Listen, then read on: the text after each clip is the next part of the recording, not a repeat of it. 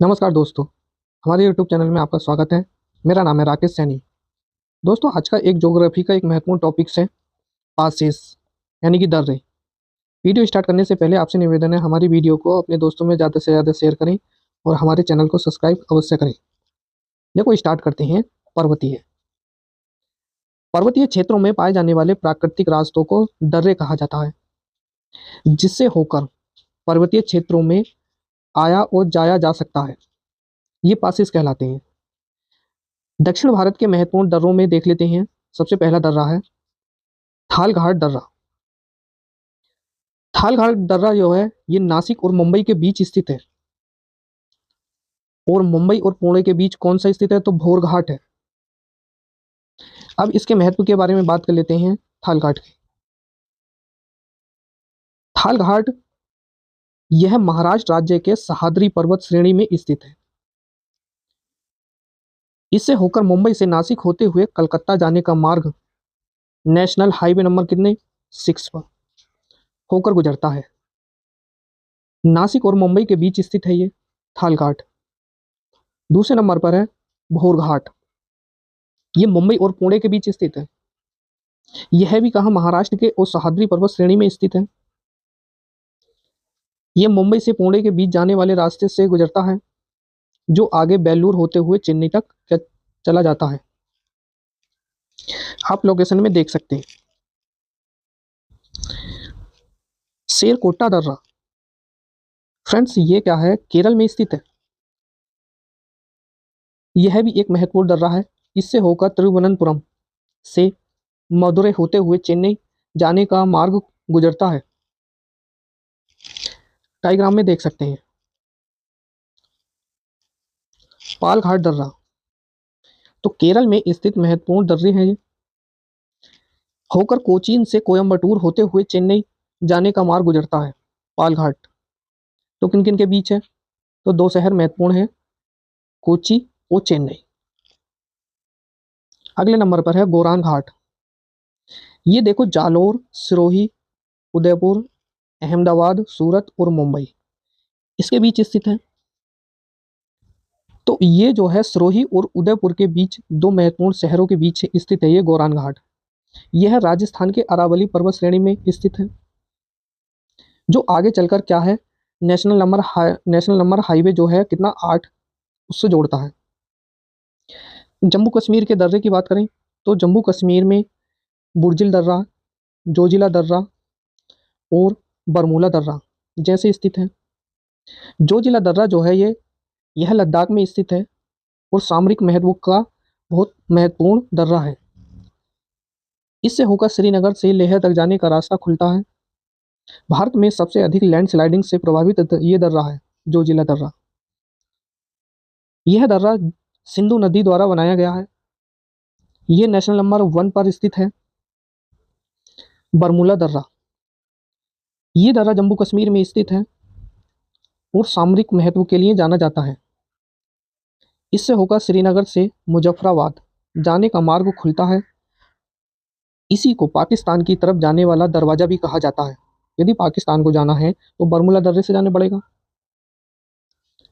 वहीं बुर्जिल दर्रा, यह लद्दाख में स्थित है। श्रीनगर से गिलगित जाने का रास्ता खोलता है ये, और ये भी नेशनल नंबर 1 ए में स्थित है। बनिहाल दर्रा, ये जम्मू कश्मीर राज्य में स्थित है।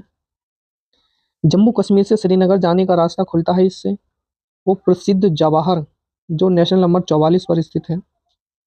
बनिहाल दर्रा और काजीगुंड, ये दो शहर हैं, यहाँ पर स्थित है। पीर पंजाल दर्रा, यह जम्मू कश्मीर राज्य में स्थित है। इससे होकर श्रीनगर से राजौरी एवं पूंछ जिले पर जाने का रास्ता खुलता है।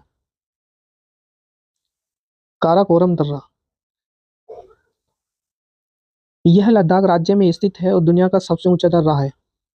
इस दर्रे से प्राचीन सिल्ट गुजरती है, जो चीन के द्वारा BRI परियोजना द्वारा इसी दर्रे में क्या है, स्थित है।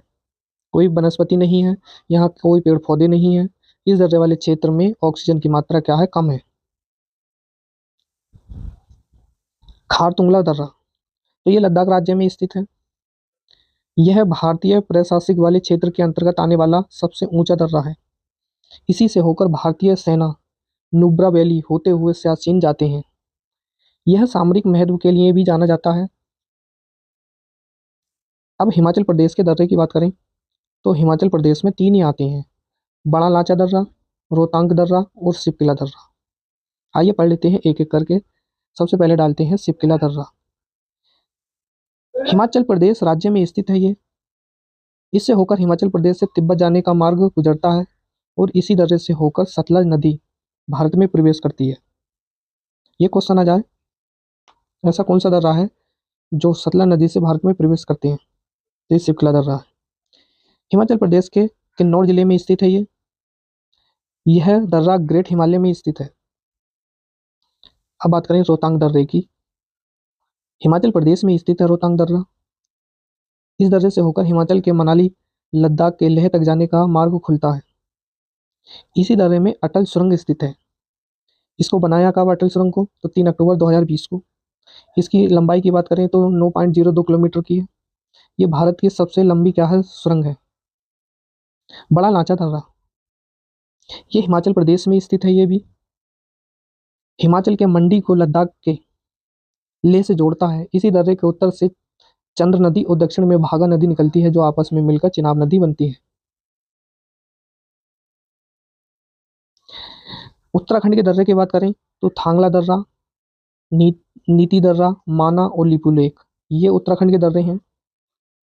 इन सभी दर्रों से उत्तराखंड से तिब्बत और मानसरोवर जाने का रास्ता क्या खुलता है? ये ग्रेट हिमालय के पार्ट है। सिक्किम के दर्रे, तो सिक्किम में नाथुला और जेपला दर्रा स्थित है। 2003 में खोला था ये। दोनों से चीन को जाने के लिए रास्ते खुलते हैं। नाथुला दर्रा यह सिक्किम राज्य में स्थित है। यह महत्वपूर्ण दर्रा है। इसी दर्रे से दार्जिलिंग से चुब्बी वैली होते हुए तिब्बत जाने का मार्ग क्या करता है? खुलता है। इस डायग्राम में देख लेते हैं चुम्बी वैली कहाँ स्थित है, तो भूटान में स्थित है। भारत और चीन के बीच अधिक व्यापार होता है इस दर्रे से। जेपला दर्रा, यह भारत सिक्किम राज्य में स्थित एक महत्वपूर्ण दर्रा है। सिलीगुड़ी से चुम्बी वैली होते हुए तिब्बत जाने का मार्ग इसी दर्रे से गुजरता है। भारत और चीन के साथ इस दर्रे से भी व्यापार होता है।